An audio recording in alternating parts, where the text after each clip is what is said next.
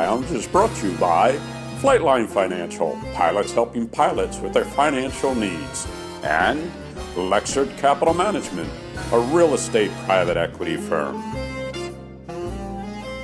Hi, I'm Mandy Del Rio, and you're watching the Indy Lounge. My guest this episode has one of the most remarkable stories in NFL history. So remarkable that Disney made a movie about it in 2006 called Invincible, starring Mark Wahlberg. I'm talking about former Philadelphia Eagle, Vince Papale. Hi, Mandy. Hi, Great Vince. to be here. Thank you for coming. Yeah, this is great. My first time at Summit, so I'm very excited. Thank you. That's awesome. Yeah, I'm really glad you can make it. Me too. So you do have a remarkable story, as was told in the movie Invincible. And what I want to do is start from the beginning and in sequence how you became a Philadelphia Eagle. Let's go back. You were actually a track star in college, not a football player, correct? Yeah, I'm not sure I was a track star, but I was participating in track at St. Joe's. Okay. St. Joe's, now it was a college back then, now it's a university. It was all men's Jesuit school then, and now it's changed a little bit. But anyway, I went to St. Joe's on a track scholarship from Interborough High School, my alma mater, my high school alma mater. And so track was the thing, and they didn't have a football team, and I was there on a track scholarship. So when I got in as a freshman, I was about 5'8", 5'9", and by the time I was out at my freshman year, I was 6'2". Wow. And I was always told I was too small to play college football. Now it's 6'2", at about 185 pounds. Not so I wasn't much. so small, but I had made my commitment, so I stayed with the St. Joe's thing, and then went on actually back to my high school, Interborough, and taught school for 6 years. Right. Became a coach and working on my master's degree. That's so great. And now, did you always dream about going into football, even when you were running, or was it I always dreamed about going and playing for the Philadelphia Eagles, my team. I know we're in a big Giants and Jets base up here, but the Eagles were my team. That's where I grew up, and we used to watch it on TV on Sunday afternoons. My mother and father used to plan our dinners around. I mean, the game was always 1 o'clock on Sundays back then. And I had this favorite guy because I was the little kid at 14. I wasn't even 100 pounds. I was about 85 pounds, 4'10".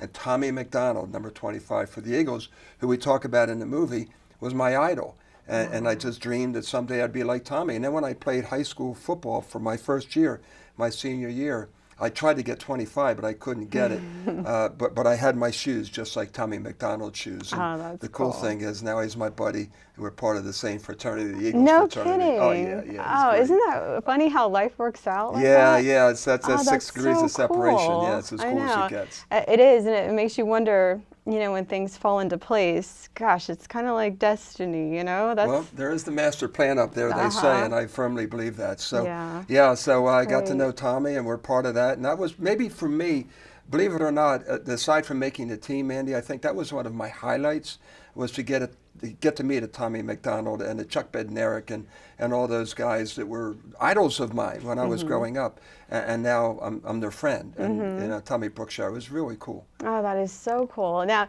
I do want to touch base on your parents, because you mentioned that you guys would watch football.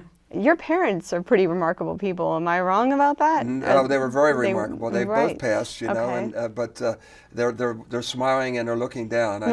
Right. My mom, I'll start with my mom first. I used to call her Big Al. Her real name was Elmira. And she, back in the 30s, played professional baseball, hardball, up and down the East Coast. Not in a league of their own where they played the softball stuff. Right. No, not the skirts. She wore Yankee pinstripe suits, traveling up and down the East Coast, and she was at that time a tremendous athlete and considered maybe a potential Olympian in the pentathlon, like Babe Didrikson Zaharias was back then. That's what they were saying that she was like. But World War II, the Great Depression, so she never got beyond the 8th grade. And my father, he was a pig farmer. My grandfather, an immigrant from Italy, and my father grew up on a pig farm just right around the corner from where we grew up, and he never got beyond the 8th grade either, but he was a great semi-pro football player, semi-pro baseball player. So I got some terrific genes from my parents, and I also knew how to work too. Yeah, absolutely. I mean, I do believe genetics has such a strong hand in what we do, and it's just, obviously it was in you. So how did you get started with football then? Because I know you were doing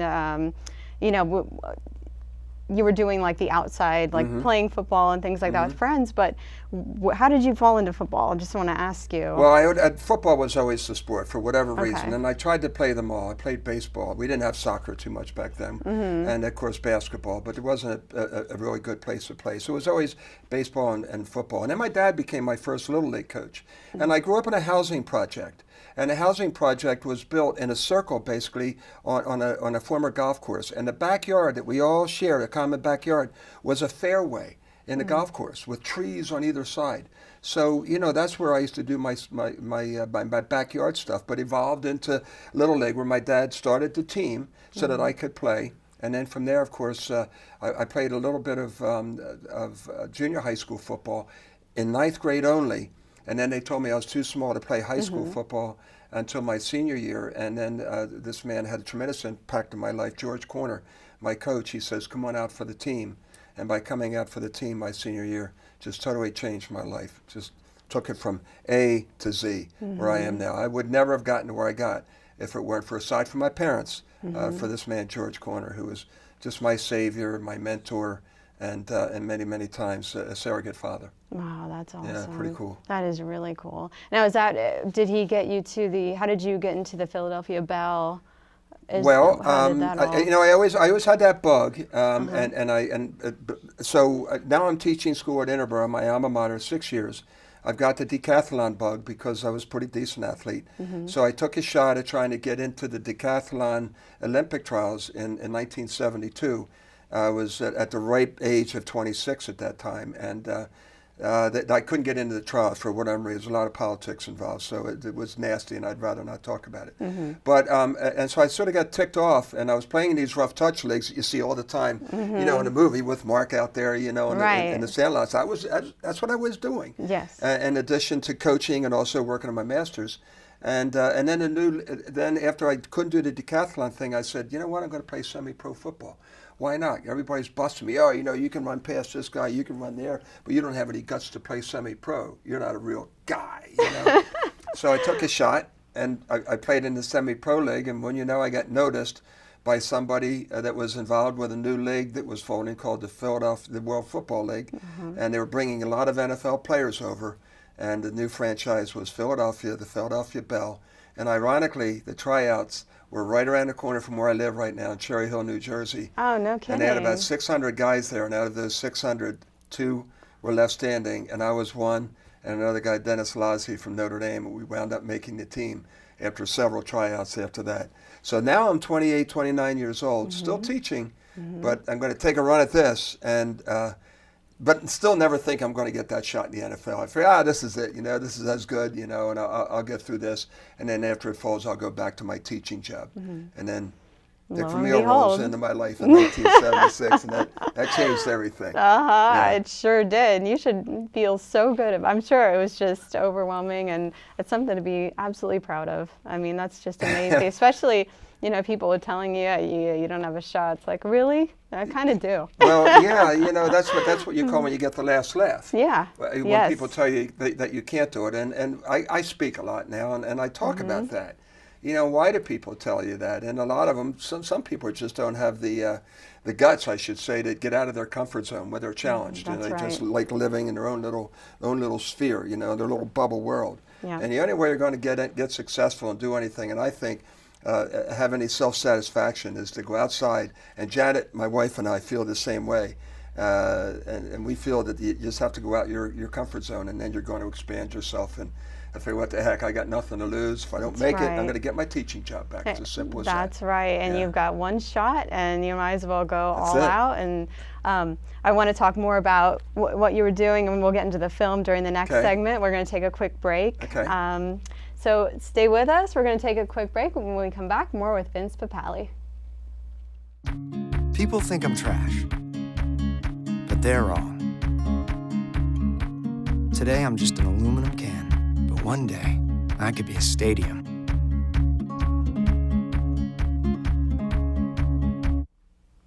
Hi, welcome back to the Indie Lounge. I'm here with Vince Papale.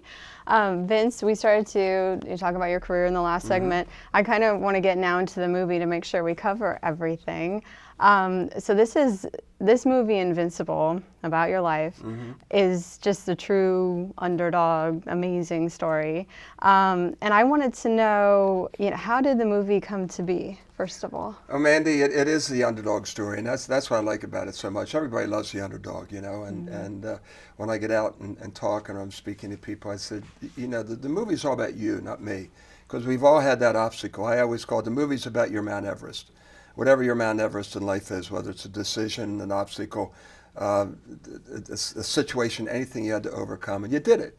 And that creates your invincible moment, and that's your Mount Everest, and there you are. So you're invincible. So with me, when the movie came out, and I was a 30-year-old guy, there was this really popular guy in Philadelphia, fictional character, boxer, called Rocky.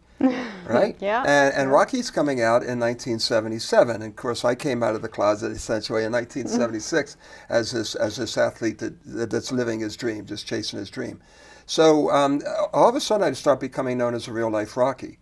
And about 12 years ago, in 2002, 14 years ago, Rocky's going to turn 25, and NFL Films comes to me and says, "We would love to feature you in a Monday Night Football thing for distant replay, and it's going to be a comparison between you and Rocky, so to speak." And they got permission from Warner Brothers to do some Rocky clips, and they threw it up there on Monday Night Football. Well, we were so excited, and I never saw it. This guy, Pete DiStefano from NFL Films, who it turned out I was his idol when he was a kid, trying out, right? So this is like a boyhood dream of his. So, and I'm living my boyhood dream, of course, playing for the Eagles. Never thinking that this is going to turn out to be a movie. So we do the feature, and we had like 100 people at our house, Mandy. It was really cool. You'd have loved it. I'm sure. Yeah, I had them all. All the guys, the real guys in the movie. I mean, a lot of them were there that night, ironically. Oh, wow. And we had channels. Fun. We had all the Philly networks there. And then I'd never seen the feature before, so now they're focusing on me, and I'm watching this feature, and it's up on YouTube. You can find it very easily, and they show this feature, and I was, oh my God, this is so cool. Yeah. Well, the next day we started getting calls from Hollywood. Wow. Producers were calling us, so you start sifting through. And now this process starts. This is pretty serious. Now there are some people say, it's a bunch of junk. They do that all the time. This will never happen. Just like they were telling me in '76, it'll never happen. Well, why not? Well, there's other reasons. So anyway, we're getting stonewalled from a lot of people. But right. We decided on this one guy, and his name was Ken Mock. And you would know Ken not by his name, but maybe because he just did Joy with Jennifer Lawrence. And but Ken also is the creator of America's Next Top Model. And he saw my story more as a reality kind of a story than as opposed to a fictional story. Obviously, it's a biopic. So he took all the risks, and he wrote a screenplay, and the screenplay was written by Brad Gann, who wrote the Oscar de la Hoya story, and we talked on the TV. There wasn't Skype then, so we were just talking on the phone, and I'm sending him all this kind of stuff. And I got the first script, and it was a little bit off, So Janet, who was a former USA gymnast, is now invited out to the Olympic trials out in Anaheim that year for the trials about 12 years ago, and so I go out with her, and I go to meet these guys for the first time. I'll never forget, we went to Rose in Malibu Beach. And I'm sitting there on a Sunday, and I'm just like I am now. And my hands are flying all over the place. And they said, we never felt that passion. We didn't feel that. And I said, well, you didn't have my dad in there either. I mean, he's got to be in. And the next thing you know, they came up with a screenplay. And not that I remember dates too much, like birthdays, and those yours now because it's right before my son's. That's right. But October 14th, how's that? Just a couple of days before your birthday. In 2004, okay. Walt Disney takes and they take the script and they put it up for auction. So you, because you're the person who did Miracle on Rookie, actually it's Mark Ciardi, who's from he's from New Brunswick, and I didn't know that. Yeah, Mark Ciardi and Gordon Gray, they had already done Rookie and done Miracle. They have my script. So does Paramount. So does Warner Brothers. So does Universal. And all of a sudden, there's this big bidding war on that day, and I get this phone call. I'm with my kids, and I'm going to the bank. I'll never forget it. And Mandy, they said, "Is this Vince Papale?" And I said, "Yes, it is." "Well, this is Walt Disney and Buena Vista Films. We just let you to know that you are now our property. We just bought your screenplay." Oh my God. And I went primal. My kids thought something was wrong. And they said, I'm getting goosebumps telling the story. And they said, "Is everything right, Daddy? Everything all right?" You know, they're like 7 and 10 at that time, right? Now they're 20 and 22. And I said, "Yeah, it's fine. We're Disney, baby. We're Disney characters." And that's how it came about. And then boom, boom, boom. It happened so fast. You know, Mark comes into my life, and he's Greg Kinnear's playing Dick Vermeil, my coach. And Elizabeth Banks, who was so sassy, she's so much. She's amazing. So great. She's just like Janet. Yeah. I mean, and all of them now, they become part of my life. And the movie comes out right around Labor Day 2006. And like you said in the preview, Mandy, when we started the show, it's our 10th anniversary. Yeah. And I'm still doing this. You know, it's taken my life and flipped it upside down in a good way. Yeah. Oh, and that movie is amazing too. It doesn't, hurt that it was also just a fantastic film in itself, and I wanted to ask you too how close the movie was. I know there was a lot of similarities, and there was some you do a segment called real versus real in one of your speeches, right? Very good, right? yeah, REEL as opposed to RELAL. Right. And look, it's a Disney movie, so they're going to do it, and they're going to do it right. And I think that the biggest compliment could be paid to that movie was by NFL Films when they analyzed the football action, all the way it was spliced together, and how they did that. They said you couldn't even tell, and that is the ultimate endorsement for that kind. Then you have the story, and the love story between myself and now my wife Janet, and also my love affair with football and the city of Philadelphia, and all those beautiful things.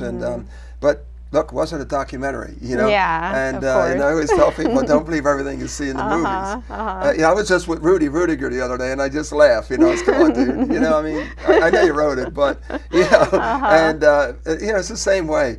But they sort of pared me down a little bit because they had me coming off as a substitute bartender and a substitute school teacher and a bartender. In reality, as we had said in the other segment, that I was a full-time school teacher working my master's and coaching. And I was on a leave of absence at that time. I had nothing to lose. So while I was on that leave of absence, I was a substitute teacher and a bartender. Which was cool. Caught that time period. So that was okay. So they just got that time period. That's a little stretch, but it was right. But the biggest one was Janet, and they wanted my love interest to be a Giants fan, and they wanted her to be a bartender. And Janet was none of those things. She was a world-class gymnast. She was on the USA Olympic World Gymnastics team back in the Munich days. She didn't compete in Munich because she had a sprained ankle in the trials, so she didn't make it through the trials. But she did play. She was in the World Games. She's taught and coached all over the world. Yeah, so she was so different. But as you know, and everybody knows in business, intellectual property rights and branding is so important. And we needed the branding rights of the NFL. So the NFL, in conjunction with Disney, in conjunction with everybody else, said, all right, this is what we want. And we would like Vince's love interest to be this, and we would like this, and we would like that. And when Disney's going to invest close to $60 million, and it's a story, it's got your name in it, you ain't complaining. So I said to Janet, I said, what do you think, Jan? She says, well, it's not my movie. It's, we have to tell this story. This is every person's story.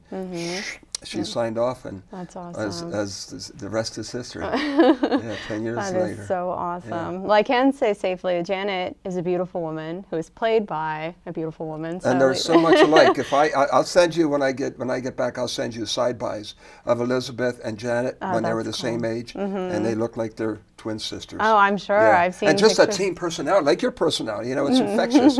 And that was Elizabeth. And the irony of that is Elizabeth went to Penn. Yes, I read that. Yeah, and Janet was the coach at Penn for 13 years for gymnastics. Isn't that funny? Yeah. Again, life, how does it work out like this? Yeah. Master plan. I know. Well, we're going to take another short break. That's already, we did Can you already. believe that? No, I know, it's flying by. Scary. I know. And when we come back, I want to talk about your books and your motivational speaking, and we'll go through some more stuff. Okay, sounds great. All right, and we're going to take a short break, but we will be right back with more Vince Papale. Stay tuned. Hart, what's going on? I'm leaving. Why? What did I do? Not enough. The pressure's too much. I quit. I get it. I can do better. Just Please, don't leave. Don't let your heart quit on you. Get your uncontrolled high blood pressure to a healthy range before it's too late. Welcome back to the Indie Lounge. I'm here talking with Vince Papale, my pal, Vince. Like This that. is so much fun. Yeah, it is a great time. I'm having a ball. It is, Nice. me too. I wanted to just, a couple more things about the movie that I wanted to ask you about.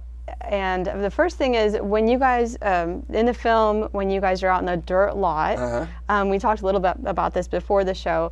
My boyfriend's father, Jack Sr., he said that he would do that in the parking lots, you know, in Philly. You called that, is that rough touch? Yeah, we called it Rough Touch. Okay. And it was basically what it was a bar league every Thursday night in Delaware County, right south, right down by the Philadelphia airport. That's all the Delaware County area. And they had all these bars, and on Thursday nights we'd go right behind this one bar called the T-Bar. And it was an 80-yard field that would have a couple of lights on it, and eventually the lights would always go out.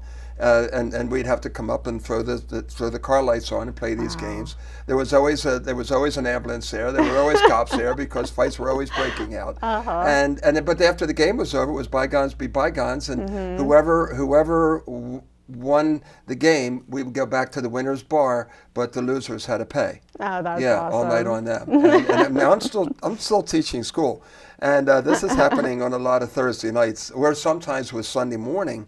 And I would then on Sunday mornings, I get together with my three buddies, you know, the guys who are perceived in the movie, and it was Chuck, Bill, and Bill, and in real life, and those guys, we'd jump on a train and go to the Franklin Field and watch the Eagles play, and I would still be in my Cannon's Cafe or Deacon Ale House or Max's Tavern. At that time it was Max's when we shot the movie. You know, I was wearing my Max's stuff. Yeah. And just, you know, out there thinking someday, man, I'd be on that field. And then it happened. But yeah, we played those leagues. We played that football. That is so cool. Yeah, that's a real rough. Yeah, it was rough. Yeah. I got a few. I think that nose was a little tweaked just because of that.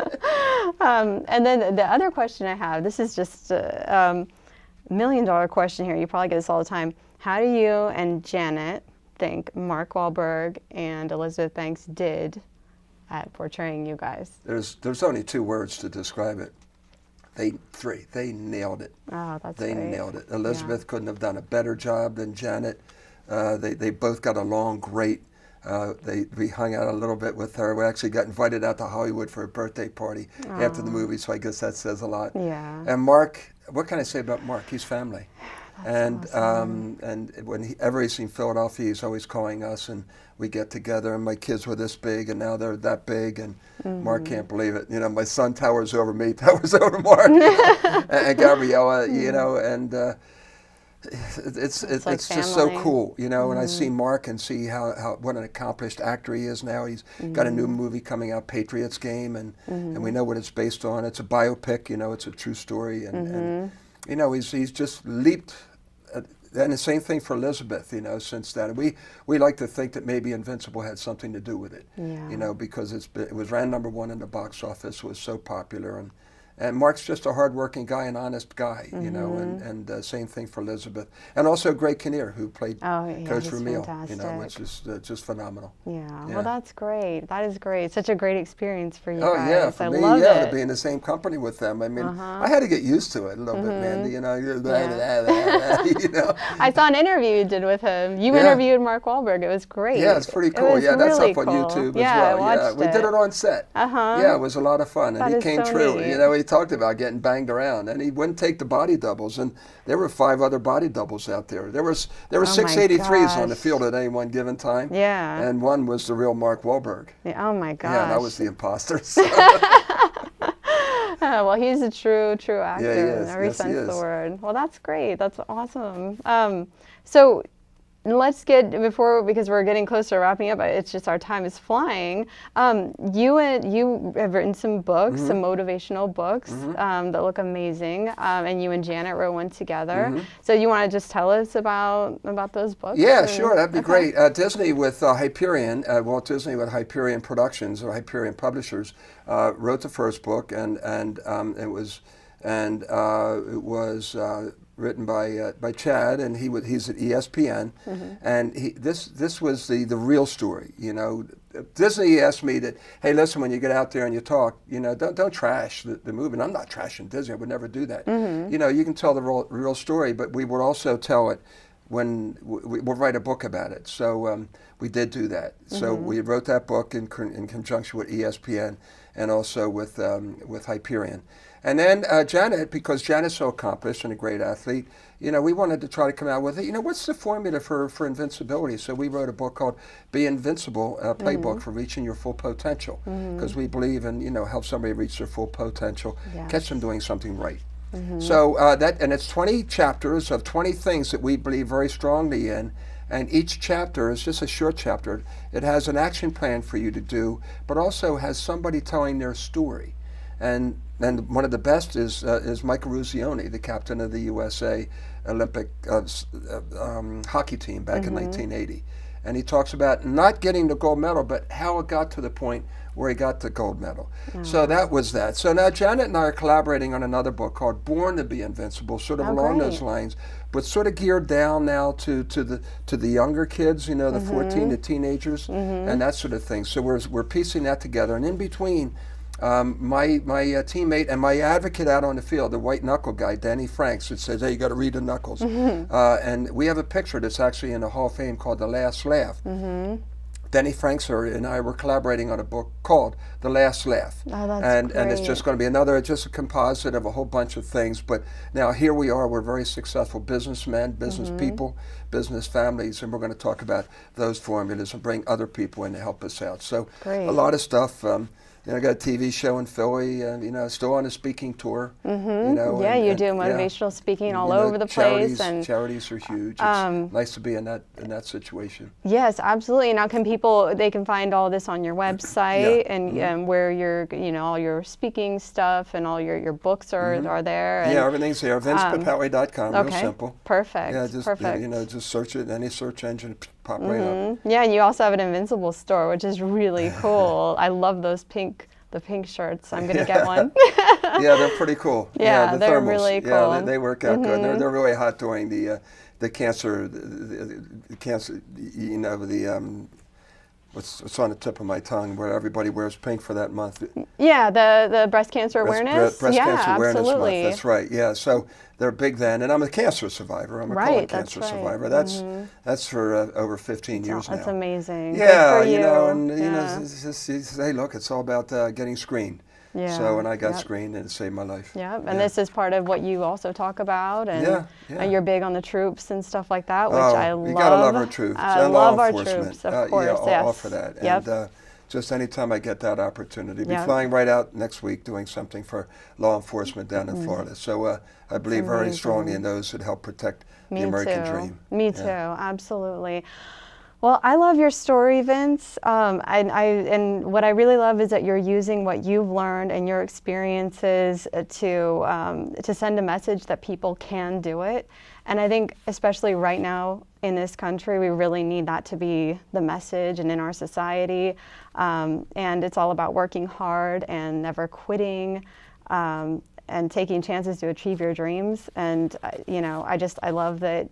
You and Jana are just proof that people can do this. I mean, great people do great things, and I think the world of you and Janet. I'm a huge fan.